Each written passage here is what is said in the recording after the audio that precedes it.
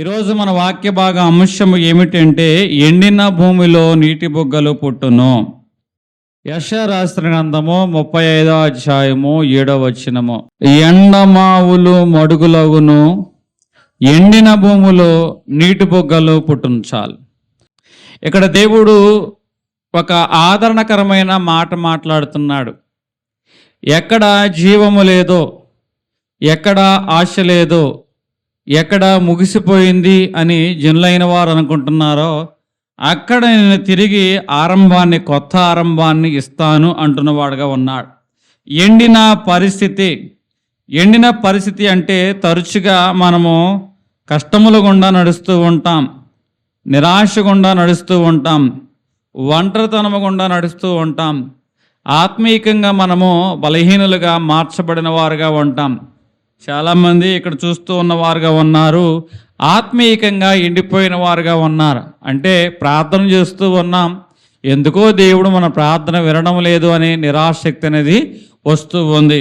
వాక్యం చదువుతూ ఉన్నా కూడా ఆ వాక్యం మనకి ఆనందాన్ని ఇవ్వడంలా, బలాన్ని ఇవ్వడంలా, సంతోషాన్ని ఇవ్వడంలా. మందిరానికి వస్తూ ఉన్నాం, ఏదో వచ్చామన్నట్లుగా వచ్చి కూర్చున్నాం, కానీ ఒక తృప్తి అనేది మన జీవితంలో కనపడంలా. ఆత్మీయమైన ఎండుదల అనేది ఇక్కడ కనబడుచున్నది. భావోద్వేగాల ఎండుదల. ఏమిటి భావోద్వేగ ఎండుదల? ప్రతి విషయంలో కూడా నిరాశ వస్తుంది, కన్నీరు వస్తుంది, దుఃఖం వస్తుంది, అసహనం వస్తుంది, అవమానకరమైన అనుభవాలు అనేవి అణిచివేయబడుతున్న అనుభవాల మధ్య ఈ భావోద్వేగాలు ఉన్నాయి. అంటే ప్రతి సందర్భాలకు ఇంతేనా నా జీవితము, ఇంతేనా నా బ్రతుకు, ఇంతేనా నా కుటుంబము అన్నట్లుగా భావోద్రేక పరముగా వారు ఏం చేస్తున్నారంటే ఎండిపోతున్నారు. ఒక మనిషిని గాయపరిచేది గాయం కాదు, గాయం కన్నా ఎక్కువగా నష్టం చేసేది ఏమిటంటే భావోద్రేకాల్లో ఒక మనిషి ఎండిపోయిన వాడుగా ఉన్నట్లయితే అది ఆ వ్యక్తిని ఎక్కువగా నష్టపరిచేదిగా ఉంటుంది. కుటుంబాల్లో ఎండుదల, ఎందుకంటే భార్యాభర్తలుగా ఉన్నారు, ఎందుకో మనస్పర్ధలు వచ్చాయి. అట్లాగే ఇంట్లో బిడ్డలైన వారు ఉన్నారు, వారు మాట దాటి వారు వెళ్ళిపోతున్న వారుగా ఉన్నా. కుటుంబం అంతా ఉంది, కుటుంబంలో ఏమీ లేదంటే సమాధానం అనేది లేదు. అంటే ఈ కుటుంబంలో ఏం కనపడుతుందంటే కరువు కనపడుతుంది, ఆర్థికపరమైన ఇబ్బంది కనపడుతుంది, మందుల వాసన కనపడుతూ ఉంది. ఇన్ని అనుభవాలు ఈ కుటుంబాల్లో కనపడుతూ ఉన్నాయి. డాక్టర్ రిపోర్ట్లు భయం కనపడుతుంది, బయట నుంచి వచ్చే మాటల భయం కనపడుతుంది, అప్పుల భయం కనపడుతూ ఉంది. అంటే ఒక కుటుంబము చాలా విషయాల్లో ఏమైపోయిందంటే ఎండిపోయిన అనుభవం.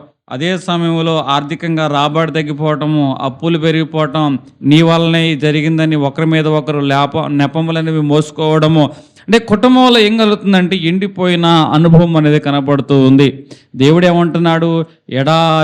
దేవుడు ఏమంటున్నాడండి? ఎడారిలో నీటి బుగ్గలను పుట్టించదును అంటున్న వాడుగా ఉన్నా. ఈరోజు ఎక్కడ ముగిసిపోయింది అనుకుంటున్నావో, ఎక్కడ ఆశ లేదనుకుంటున్న వాడుగా ఉన్నావో, ఎక్కడ ఎండిపోయింది అనుకుంటున్న వాడుగా ఉన్నావో, దేవుడు అక్కడ నూతనమైన ప్రారంభములు కలగజేయునుగాక. దేవుడు ఎడారిలో అద్భుతాలను ఏం చేస్తారంటే ప్రారంభిస్తాడు, అద్భుతాలు చేసేవాడుగా ఉంటాడు నమ్మినట్లయితే. ఎందుకంటే కొన్నిసార్లు పరిస్థితులు బాగుంటే మనం ఏం చేస్తామంటే దేవుణ్ణి స్తుతిస్తామంటాం. కానీ పరిస్థితులు అననుకూలంగా ఉన్నప్పుడు మనం ఎంతవరకు దేవుణ్ణి ఆరాధించగలుగుతాం? యోబు భక్తుడు అంటాడు, యెహోవా ఇచ్చును యెహోవాయే తీసుకును అంటున్నాడు. అంటే పరిస్థితులు అననుకూలంగా ఉన్నా కూడా యోబు భక్తుని యొక్క మాట దేవుణ్ణి మహిమపరిచే విధంగానే ఉన్నాయి. మన జీవితంలో కూడా అన్నీ అనుకూలంగా ఉంటే దేవుణ్ణి ఆరాధించేవారుగా ఉంటాం, ఏదైనా వ్యతిరేకంగా ఉంటే దేవుడు నాకేం చేశాడు అంటాం. సర్వశక్తుడు నన్ను రిక్తునిగా చేశాడు అని నయోమి అనలేదా? అననుకూలంగా ఉన్నప్పుడు నా జీవితం మారాగా మారిందని అనలేదా? అంటే అనుకూలంగా ఉన్నప్పుడేమో కొంతమంది ఒక రకంగా మాట్లాడతాం, అననుకూలంగా ఉన్నప్పుడేమో మనం ఇంకో రకంగా మన విశ్వాసం గురించి మాట్లాడేవారుగా ఉంటాం. ఇక్కడ ఎడారి అనే అనుభవం కనబడుతుంది. యేసేపు యొక్క జీవితం మనం చూసుకున్నట్లయితే అతని జీవితంలో ఏది అనుకూలంగా లేదే, అన్నీ కూడా ఊహించిన అనుభవాలే. ప్రతిరోజు ప్రతి సంఘటనలోనూ, ప్రతి నిందలోనూ, ప్రతి అవమానంలోనూ, ప్రతి చెరలోనూ జరుగుతున్నాయే. ఇన్ని అననుకూలమైన అనుభవాల మధ్య కూడా అతను ఏమంటున్నాడంటే దేవుడు నన్ను చూస్తున్నాడు అంటున్నాడు. యేసేపు ఏం చూశాడు? చెరసాలు చూశాడు. దేవుడు ఏం చూశాడు? సింహాసనం చూశాడు. యేసేపు ఏం చూశాడు? బాధను చూశాడు. దేవుడు ఏం చూశాడు? భవిష్యత్తును చూసిన వాడుగా ఉన్నాడు. మన జీవితంలో కూడా ఎప్పుడూ కూడా యేసేపులాగా ఆ యొక్క చెరసాలని బాధను చూస్తావేమో, కానీ దేవుడు నీ పక్షంగా సింహాసనం చూస్తున్నాడు, భవిష్యత్తును చూస్తున్న వాడుగా ఉన్నాడు. ఇక్కడ ఎడారి వంటి అనుభవం అంటే ఆయన పరిస్థితి మారకతమే దేవుడు యేసేపుని ఎక్కడ కూర్చోబెట్టాడు? సింహాసనమే కూర్చోబెట్టిన వాడుగా ఉన్నాడు. దేవుడు ఏమంటున్నాడంటే ఎడారిలో నీటి బొగ్గలు కలగజేస్తానంటున్నాడు. నీటి బొగ్గలు కలగజేయడానికి ముందుగా ఎడారిని ఏదేళ్ళ నదులుగా చేయడంలా, ఎడారి ఉండంగానే ఎడారిలో దేవుడు ఏం కలగజేశాడు? నీటి బొగ్గలు. అట్లాగే నువ్వు ఎక్కడ ఉన్నావో అక్కడే దేవుడు నీకు నూతనమైన ఆశను దేవుడు మొలకెత్తించునుగాక, నిరాశను ఆశగా మార్చునుగాక, నీ ముగింపును ప్రారంభంగా మార్చునుగాక, నీ కఠినమైన పరిస్థితిని దేవుడు నూతనమైన ఆరంభంగా చేయునుగాక. హల్లెలూయా. అంటే ఏ పరిస్థితిలో నువ్వు ఉన్నావో ఎక్కడో బయటకు తీసుకొచ్చిన తర్వాత కాడుతుంటానండి, ఎక్కడ ఉన్నావో అక్కడే దేవుడు అద్భుతం చేయడానికి ఆయన సమర్థుడైన వాడుగా ఉన్నాడు. అందుకే ఈ మాట ఆధారంగా ఉంటుంది. నువ్వు ఏ ఎడారిలో ఉన్నావో, ఆత్మీయమైన ఎడారా, కుటుంబపరమైన ఎడారా, మరి ఏ ఆరోగ్యపరమైన ఎడారా, సంఘపరమైన ఎడారా, ఎడారి అంటే ఎక్కడ నువ్వు ఎడారి అనుకుంటున్నావో ఆ ఎడారిలోని దేవుడు ఏం చేస్తాడు? నీటి బొగ్గలు. ఎక్కడ ఆశ లేదనుకుంటున్నావు, ఎక్కడ నిరాశ ఉందనుకుంటున్నావు, ఎక్కడ మనస్పర్ధలు ఉంటున్నాయో, ఎక్కడ అపార్థాలు ఉంటున్నాయో, ఎక్కడ మందుల వాసన ఉంటుందో, ఎక్కడ ఆర్థికపరమైన ఇబ్బందులతో వెసులుబాటు లేకుండా సతమతమైపోతున్నా అక్కడే దేవుడు నీకు వెసులుబాటు దయచేయునుగాక. ఎందుకంటే దేవుడు చాలాసార్లు మన జీవితంలో ఉన్న పాత ఆధారాలన్నీ కూడా తీసేస్తాడు. అంటే దేన్నైతే మనం ఆధారం చేసుకుని కుటుంబాన్ని ముందుకు తీసుకువెళ్తున్నామో, దేన్నైతే ఆధారం చేసుకుని భవిష్యత్తుకి ముందుకెళ్ళాలనుకుంటున్నావో అవన్నీ కూడా మన నుంచి తొలగేస్తాడు. మనం అనుకుంటాం ఎందుకు ఈ కూతి కూడా దేవుడు మన దగ్గర నుంచి తొలగించాడు, ఇది లేకపోతే ఎట్లాగట్లా నెట్టుకొస్తున్నాం కదా అనుకుంటాం. ఎందుకంటే సంపూర్ణంగా మనం దేవుని మీద ఆధారపడడానికి మన పాత ఆధారాలన్నీ కూడా దేవుడు తొలగించువాడై ఉంటాడు. ఇక్కడ ఎడారిలో నీళ్లు ఉన్నాయా? లేవు. ఎడారిలో బావులు ఉన్నాయా? లేవు. ఎడారిలో పొలాలు ఉన్నాయా? లేవు. అయినా సరే దేవుడు ఎడారిలోనే ఇశ్రాయేలు జనాంగానికి ఏం చేశాడంటే ఆకాశం నుంచి మన్నా కురిపించాడు. వారు దున్నకపోయినను పండించకపోయినను నీరు పెట్టకపోయినా కూడా వారి కడుపు నింపే ఆహారం, దేవదూతలు తినే ఆహారాన్ని దేవుడు నరులకు ఇచ్చిన వాడుగా ఉన్న ఎడారిలోనే తన ప్రజలైన వారు దేవుడు ఏం చేశాడంటే ఆశ్చర్యంగా పోషించిన వాడుగా ఉన్నా. ఈరోజు దేవునికి సమస్తము సాధ్యము, ఆయనకు అసాధ్యమైనది ఏది కూడా లేదు. అందుకంటున్నా ఎడారి, ఎక్కడ ఏ పరిస్థితి నీకు ఎడారిగా కనపడుతుందో, ఏ కుటుంబంలో ఏ అనుభవాలు ఎడారి కనపడుతున్నాయో, ఏ భార్యాభర్తల మధ్య ఉన్న సంబంధాలు ఎడారిగా కనపడుతున్నాయో, ఏ బంధువుల మధ్య ఉన్న మాటలు ఒక ఎడారి అంటారు. అంటే ప్రేమ అనేది వారి దగ్గర రావట్లా, ప్రతిదీ అపార్థమే, ప్రతిదీ మనస్పర్ధే, ప్రతిదీ ఏదో ఒక లోపాన్ని వెతికే పరిస్థితి. ఇది ఒక ఎడారి. అక్కడే దేవుడు వారి మధ్యనే నీ ఎడల నూతనమైన వాత్సల్యాన్ని వారి నుంచి పుట్టించునుగాక. హల్లెలూయా. ఒక వ్యక్తి జీవితం అంతా కష్టపడి ఒక పెద్ద దుకాణాన్ని కట్టుకున్న వాడిగా ఉన్నాడు. వ్యాపారం బాగానే సాగుతుంది. అనుకోకుండా ఒక యాక్సిడెంట్, ఒక ఫైర్ యాక్సిడెంట్. ఆ ఫైర్ యాక్సిడెంట్ వల్ల దుకాణం మొత్తం కూడా కాలిపోయింది. అయ్యో ఇతని జీవితం పాడైపోయింది అని అందరూ అంటున్న వారుగా ఉన్నారు. అతను అంటున్న మాట, నా దుకాణమే కాలిపోయింది, నా విశ్వాసం కాలిపోలేదు, నా ప్రార్థన కాలిపోలేదు, నేను నూతనంగా మరలా ప్రారంభిస్తానన్నాడు. కాలిపోయిన శిథిలాలతో కూడిన అనుభవాల మధ్యనే మరలా అతడు ఏం చేశాడంటే వ్యాపారాన్ని ప్రారంభించిన వాడుగా ఉన్నాడు. ఆ ప్రాంతంలో దేవుడు అత్యధికమైన వ్యాపారము ఈ వ్యక్తికి దేవుడు ఇచ్చిన వాడుగా ఉన్నాడు. హల్లెలూయా. శిథిలమవకితము వ్యాపారం ఏదో ఉండేది, శిథిలమైన తర్వాత దేవుడు గొప్ప వ్యాపారాన్ని ఆ కుటుంబానికి దేవుడు ఇచ్చిన. అంటే పరిస్థితులు ఎలాగున్నా నీ ఎడారిలో నీ విశ్వాసం కాలిపోకూడదు, నీ ప్రార్థన కాలిపోకూడదు. అట్లా నువ్వు దేవుణ్ణి ఆధారం చేసుకున్నట్లయితే మొదట నీకున్న దానికంటే దేవుడు రెండంతల దేవుని చేత నిన్ను ఆశీర్వదించునుగాక. హల్లెలూయా. 35వ అధ్యాయం 7వ వచనం మళ్ళా చదువుకున్నట్లయితే, ఎండిన భూమిలో నీటి బుగ్గలు పుట్టును, ఎండిన భూమిలో నీటి బుగ్గలు పుట్టును అంటున్నా. అంటే ఎండిన భూమి అంటే దప్పిగొన్న ఆత్మ కనపడుతుంది. ఈ దప్పిగొన్న ఆత్మ దేవుడు ఏం చేస్తానంటున్నాడంటే తృప్తిపరుస్తానంటున్నాడు. శరీరానికి నీరు అవసరము, ఆత్మకు ఏం అవసరము? దేవుని యొక్క సన్నిధి అవసరమై ఉన్నది. ఈరోజు చాలామంది దప్పిగొన్న ఆత్మ కలిగిన వారుగా ఉన్నారు. ఆత్మీయమైన దాహం అంటే ఒక మనిషి హృదయంలో దేవుడు మాత్రమే నింపగలిగే ఖాళీ ఒకటి ఉంటుంది. అది దేవుడు మాత్రమే నింపుతాడు. ఎందుకంటే చాలామందికి ఉద్యోగం ఉంటుంది, తృప్తి ఉండదు. కుటుంబం ఉంటుంది, ఆనందం ఉండదు.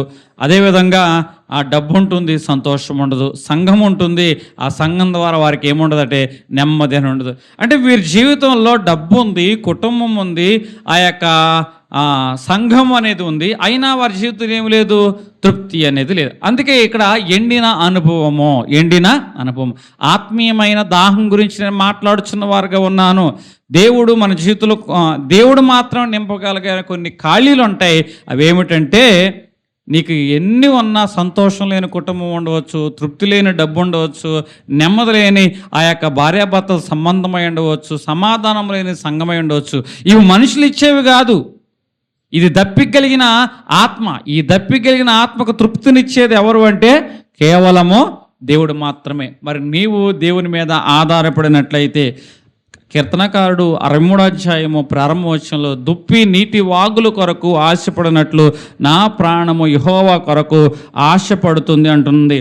అంటే దుప్పి నీటి వాగుల కొరకు ఆశపడినట్లు అంటే ఏ విధంగా అయితే ఆ జింక నీటి వాగుల కోసం ఆశపడుతుందో, నా ప్రాణము ఆత్మీయమైన దప్పిదల కలిగింది. నేనెప్పుడు యెహోవా మందిరానికి వెళుతున్నాను, నేనెప్పుడు దేవుని సన్నిధానంలో నా ముఖాన్ని కనపరుచుకుందాం, నేనెప్పుడు ఆయనతో నా యొక్క బాధను పంచుకుందాం అన్నట్లుగా ఆయన ప్రాణం ఏమైపోతుందట, దప్పిగా గొనుచు ఉన్నది. ప్రపంచం ఏం చూపెడుతుందంటే దాహాన్ని చూపెడుతుంది.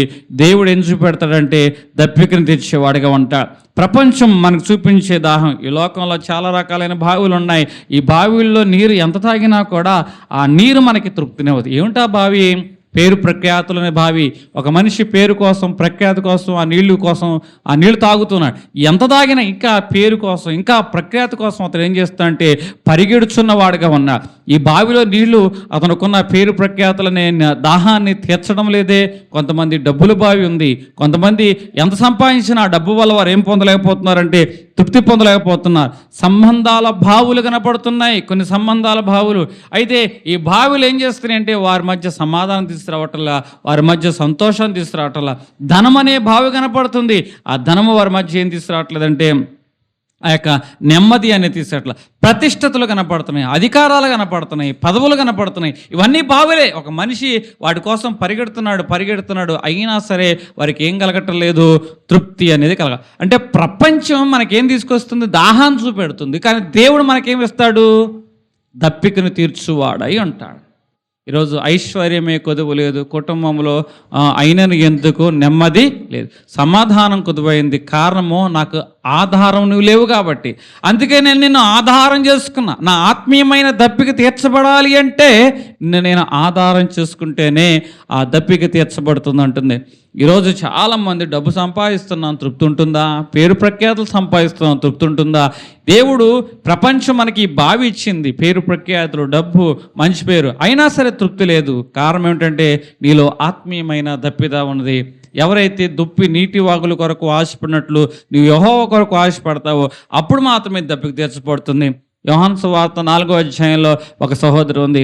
ఆమె ఎందుకో మధ్యాహ్నం పూట ఒక కడవ పట్టుకుని నూతి కడగ బయలుదేరింది. అదే సమయంలో దప్పిక నేను వేసి ఎక్కడికి వచ్చాడు, బావి దగ్గరికి వచ్చాడు. బావి దగ్గరికి వచ్చి, అమ్మా నాకు కొంచెం అయ్యా నీవు నా జలము, నేను ఇచ్చే జలము తాగుతావా అంటే, నాకు ఏ ఇబ్బంది లేదమ్మా, యూదుడని గ్రీసు దేశుడని ఏ భేదం లేదమ్మా, నేను దప్పిగా తీర్చబడాలి.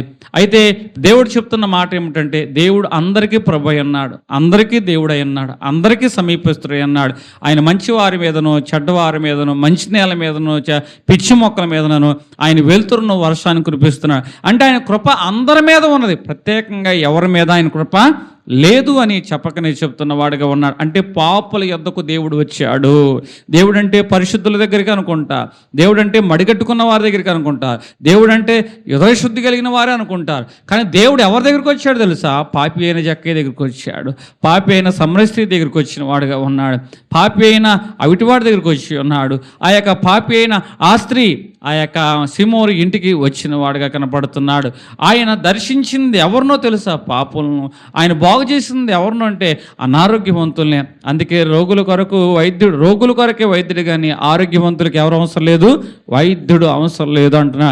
మంచివారి కోసం దేవుడు అవసరం లేదు, పాపుల కొరకు నేను రక్షించడానికి వచ్చాను అంటున్నా.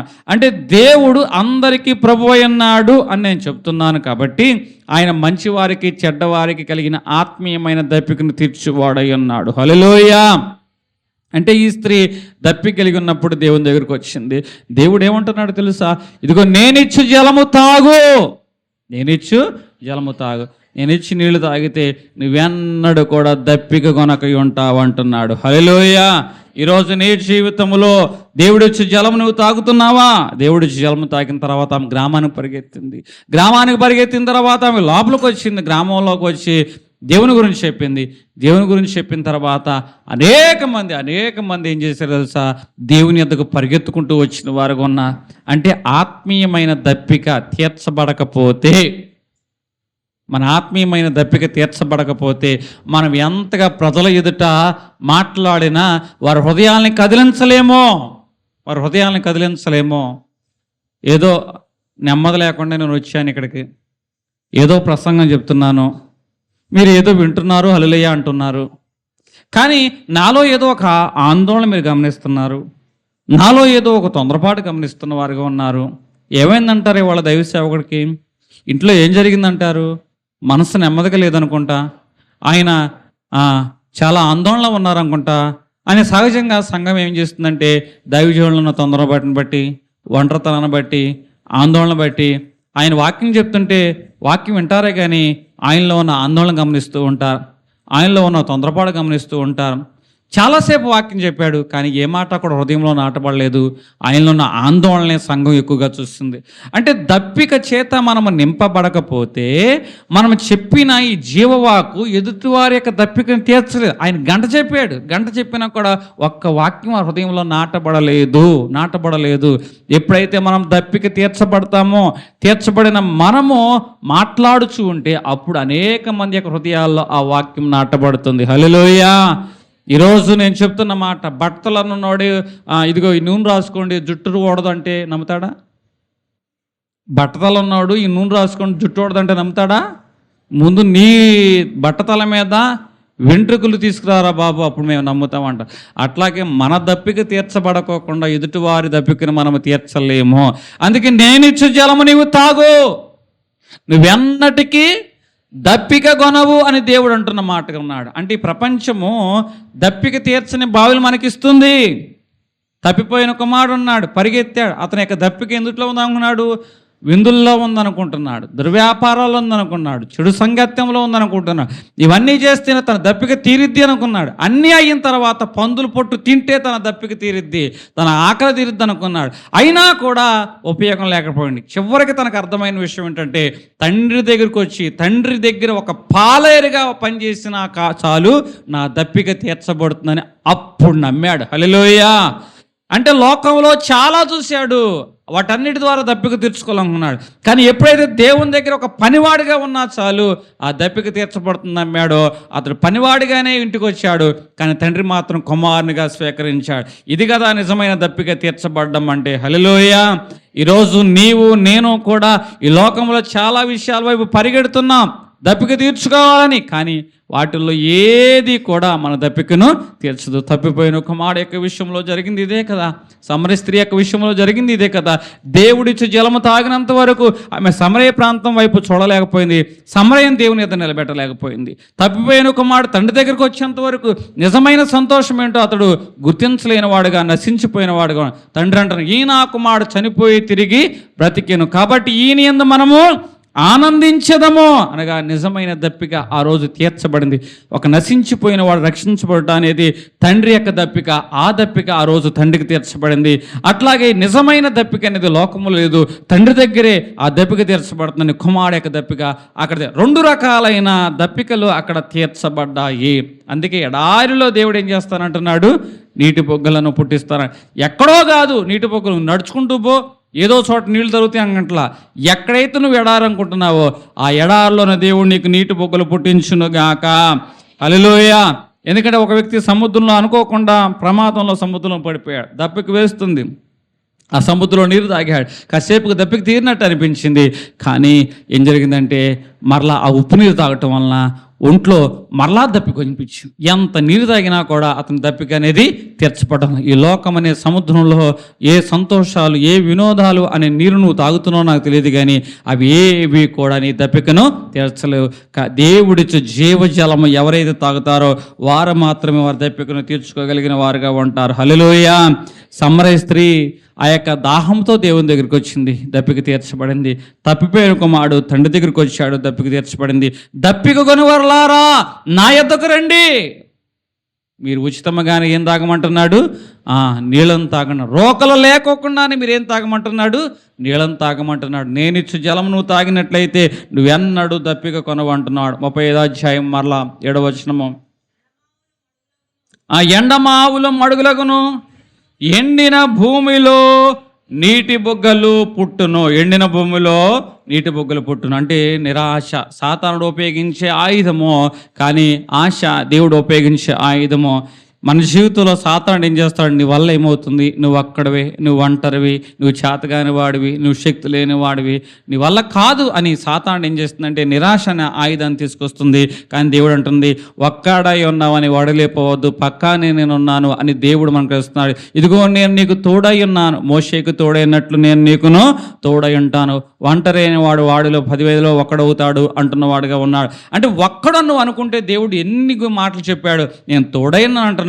వాడిలో ఒంటరి వాడు 10,000 మందిలో ఒకనిగా నేను చేస్తానంటున్న వాడిగా ఉన్నాడు. అంటే దేవునే కాదని ఎట్లా ఉంది? సాతానుడేమో మనకు నిరాశ, నువ్వు ఒంటరి వాడివి, నీ వల్ల ఏమైంది, నువ్వు శక్తిహీనుడి అంటుంది. కానీ దేవుడు అంటున్నాడు, ఓ గిద్యోను నువ్వు బలహీనుడని జనం అంటున్నారు, పరాక్రమం కలిగిన గిద్యోను అంటున్నా. అంటే దేవుడు జనులైన వారు నీలోని బలహీనత చూస్తే దేవుడు ఏం చేస్తాడు? నీలోని బలాన్ని చూసేవాడుగా ఉంటాడు.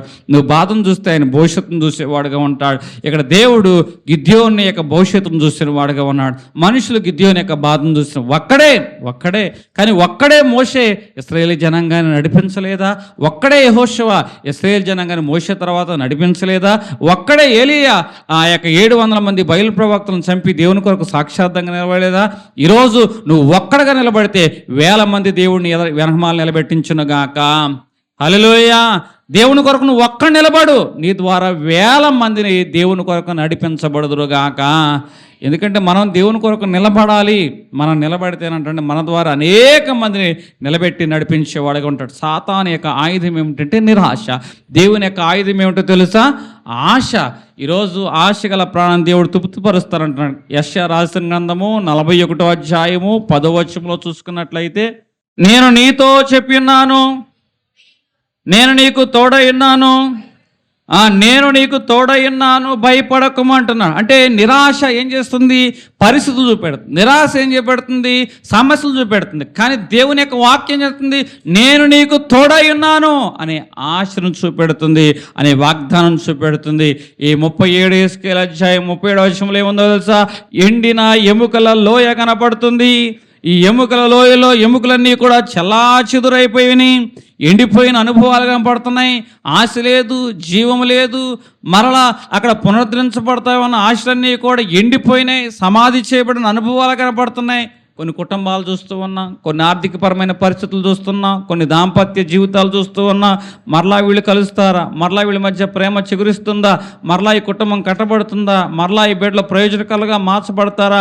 మరలా ఈ కుటుంబం ఆర్థికంగా నిలబెడుతుందా? మరలా ఈ వ్యక్తి యొక్క అనారోగ్యం నుంచి అతడు నిలబడగలుగుతాడా అన్నట్లుగా ఆశ లేనట్లుగాని ఎండిపోయిన ఎముకల వంటి జీవితమే కనబడుచు ఉంది. కానీ ఆ సమయంలో దేవుడు అంటున్నాడు, ఎండిన ఎముకలకు దేవుడు ఏం తీస్తాడు అటండి?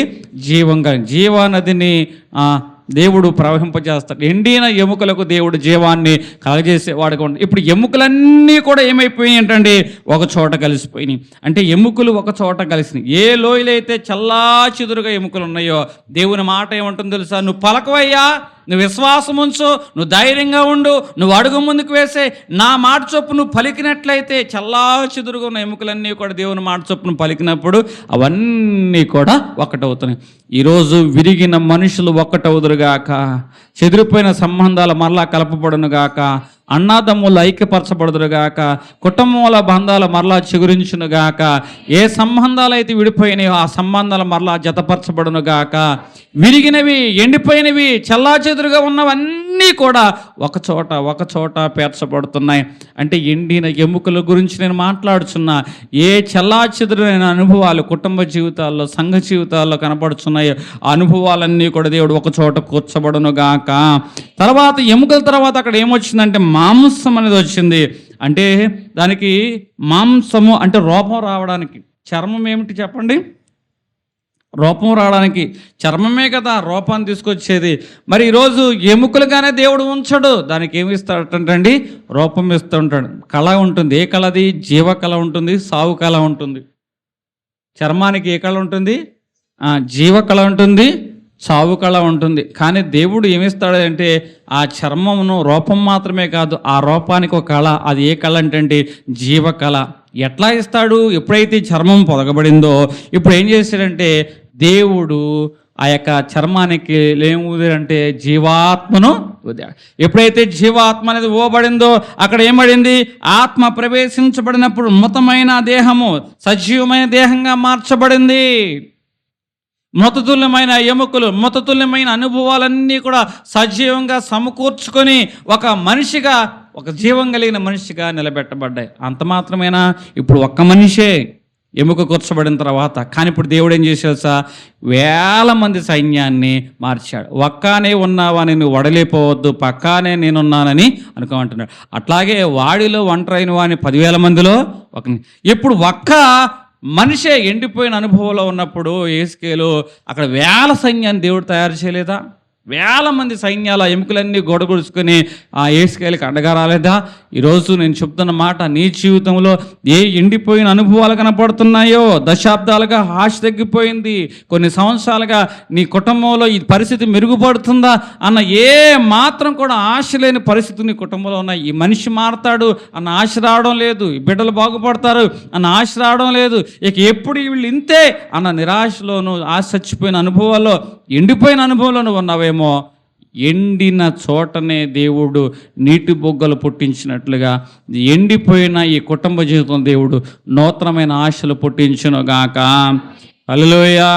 ఎందుకంటే ఒక చోట ఒక బాక్సరు పనిచేసేవాడే, బాగా ట్రైనింగ్ అయిన వాడే, ప్రతి కాంపిటీషన్లో పాల్గొంటున్నాడు. ప్రతి కాంపిటీషన్లో అతనికి ఏమొస్తుందంటే ఫెయిల్యూర్ వస్తుంది. నువ్వు ఎంత కష్టపడుతున్నావు, ఎందుకు ఫెయిల్యూర్ అవుతున్నావు అని అన్నవారు కొంతమంది ఉన్నారు. వీడు చేతగానే వాడరా, వీడంతా టాలెంటెడ్ స్కిల్ఫుల్ పర్సన్ కాదు, వీడిని నమ్ముకొని బెట్టింగ్ వేస్తే మనం చాలా నష్టపోతాం అని చాలామంది అంటున్నారు.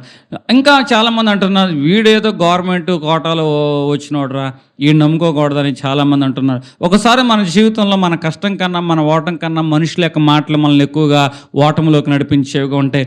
ఎవరు ఎన్ని రకాలుగా మాట్లాడినా అతను సాధన మానలేదు, ప్రయత్నం మారలేదు, మరలా ప్రయత్నం చేశాడు. ఆ ప్రయత్నం ఏం చేస్తుందంటే నేషనల్ స్థాయిలో మరలా అత్యధికమైన విజయాలు పొందుకున్న వ్యక్తిగా దేవుడు అతను నిలబెట్టిన వాడుగా ఉన్నాడు. దేవుని నామానికి మహిమ కలుగును గాక. ఆయన అంటున్న మాట, నా జీవితంలో నిలబెట్టిన రోజులు నేను గెలిచినవి కాదు, నేను ఓడిపోయినప్పుడు ఆగకోకుండా సాధన చేసిన రోజులే నన్ను నిలబెట్టాయి అంటున్నా. అట్లాగే మన జీవితంలో కూడా ఓడిపోయినప్పుడు పరిస్థితులు కాదు, ఓడిపోయినప్పుడు మనం ఏం చేసామన్నవే మనం నిలబడతాయి. పడిపోవటం తప్పు కాదు, కానీ పడిపోయిన తర్వాత లేకుండా తప్ప, నేను లేకూడదు, ఇంతే నా పరిస్థితి అని అట్లాగే ఉండిపోతారు చూసారా, అది తప్పటండి. ఓడిపోవడం తప్పు కాదటండి, ఓడిపోయిన తర్వాత ప్రయత్నించకపోవడం తప్పట. ఇక్కడ ఈ వ్యక్తి నేను ఓడిపోవడము నా జీవితంలో నాకు ఏం నేర్పించాలా, ఓడిపోయిన తర్వాత నేర్చుకుని చూసా, అది నాకు ఎక్కువగా నేర్పించింది అంటున్నాడు. మన జీవితాల్లో కూడా ఫెయిల్యూర్స్ ఉంటాయి, మన జీవితాల్లో కూడా పరాజయాలు ఉంటాయి, మన జీవితాల్లో కూడా అనుకోని స్టాప్స్ అని ఉంటాయి. అంటే దేవుడిని ఆపేసాడని కాదు, అక్కడ నువ్వేదో నేర్చుకోవాలని, ఇంకా నువ్వేదో పరిణితి పొందాలని, ఇంకా ఏదో నువ్వు నైపుణ్యాన్ని సంపాదించాలని నీ జీవితంలో ఎక్కడైనా ఆగావంటే దేవుడు అక్కడ శ్రేష్టమైన విషయాలు దేవుడు నీకు నేర్పించునుగాక. యేసుకేలు లోయలో ఆగాడో తెలుసా? ఎందుకో తెలుసా? దేవుని నామం ఎత్తి విశ్వాసంతో ప్రకటించడం యేసుకేలు నేర్చుకున్నాడు కాబట్టి ఎండిపోయిన ఎముకలన్నీ కూడా జీవం కలిగి మహాసైన్యంగా మార్చబడ్డాయి. ఈరోజు దేవుడు నిన్ను ఒక చోట ఆపాడంటే ఒక బలమైన విశ్వాసగా దేవుడు నిన్ను బలపరచునుగాక. నీ నోటి వాక్కు ద్వారా అనేకమైన ఎండిపోయిన కుటుంబాల మళ్ళా జీవంలోకి నడిపించబడునుగాక. ఈరోజు నీ జీవితంలో ఏవో కొన్ని ఆగిపోయిన అనుభవాలు కనపడుతున్నాయి, నిస్సారంగా కనపడుతున్నాయి. ఏమిటి నా బ్రతుకు ఇట్లా సడన్గా ఇట్లా బ్రేక్ అయిపోయినట్టుగా కనిపిస్తుంది అనుకుంటున్నావు. నువ్వు అనుకుంటున్నావు ఈ నీ జీవితంలో ఇట్లా అయిపోయిందని. కానీ దేవుడు ఏం చేస్తున్నాడు తెలుసా? నేను శిక్షణ గుండా నడిపిస్తున్నాడు. రాబో కాలంలో నీ ద్వారా అనేకమైన కుటుంబాలు నిర్మించబడునుగాక. ఎక్కడ ఎండిన అనుభవం ఉందో నీ యొక్క మాట ద్వారా అక్కడ జీవజలము పుట్టించబడునుగాక. మరలా నేను చెప్తున్నా, ఎడారిలో దేవుడు ఏం పుట్టిస్తాడట? నీటి పొక్కులు. అక్కడ ఇక్కడ కాదు, ఎడారున్న చోట ఉన్న నుంచి నేను తీసుకెళ్ళి సముద్రం దగ్గరికో నది దగ్గరికో పంపిడట నిన్ను. ఎక్కడ ఎడారు అనుకుంటున్నావు అక్కడ నీటి పొగ. ఎక్కడ ఎర్ర సముద్రం ఆగిపోయింది అనుకుంటున్నావు, నేను అడ్డగించింది, అక్కడే దేవుడు నీకు దారి చేస్తాడు. ఎక్కడ ఎరుకోగోళ్ళు నీకు అడ్డంగా ఉన్నాయంటావు అక్కడే అవి కూలిపోయి వాటిని దాటుకునేలాగా చేస్తా. ఎక్కడ యోర్దాను అనేది నీ నడక ఆటంకంగా అడ్డంగా ఉందో అక్కడే దేవుడు మార్గాన్ని సిద్ధం చేసి కానాకు నిన్ను నడిపించునుగాక. ప్రతి ఆటంకంలో దేవుడు నీకు అనుకూలమైన మార్గాన్ని దేవుడు ఏర్పాటు చేయనుగాక. హల్లెలూయా. మరలా నేను చెప్తున్నాను, ఇది విశ్వాస వాక్కు, ఆశను ధైర్యం కలిగించే వాక్కు. ఎవరైతే నిరాశలో ఉన్నారో, ఎవరైతే కన్నీటిలో ఉన్నారో, ఎవరైతే ఆ యొక్క నిస్సహాయకరమైన పరిస్థితిలో ఉన్నారో, దేవుడు అన్నాడు అక్కడ ఇక్కడ కాదు నేను నీటి ఓట్లు పుట్టి ఇచ్చేది. నువ్వు ఎక్కడ ఎడారి అనుకుంటున్నావో ఆ ఎడారి అనుభవంలోనే నేను నీటి బొగ్గలు పుట్టిస్తాను. ఏ మనిషి అయితే మారడో అనుకుంటున్నావో ఆ మనిషిలో దేవుడు నూతనమైన వాత్సల్యం పుట్టించునుగాక. ఏ పరిస్థితి అయితే మారదనుకుంటున్నావు అక్కడే దేవుడు నీకు ఆదరణ కలిగించునుగాక. దేవుడు కొద్ది మాట మన వీటిలో దీవించునుగాక. ప్రార్థన చేసుకుందాం. మహాపరిశుద్ధమైన మా తండ్రి, ఇప్పటి వరకు ప్రభా చాలా విషయాల గురించి మేము మాట్లాడుకున్న మాటలైన దోషముడు కొట్టివేయండి, విలువైన విషయం మహోదయంలో భద్రపరచండి. ఎవరెవరైతే ప్రభా ఇటువంటి ఎడారి వంటి అనుభవాల్లో ఆయన జీవిస్తున్న వారుగా ఉన్నారు, ఆ ఎడారి వంటి అనుభవాల్లో మీరు వారికి తోడుగాయండి. వారు చేయింది యావత్తు కూడా సఫలీకృతం చేయమని, వారి ఆశకల ప్రాణాన్ని తృప్తిపరచమని వేడుకొంచున్నాము తండ్రి. ఆమేన్.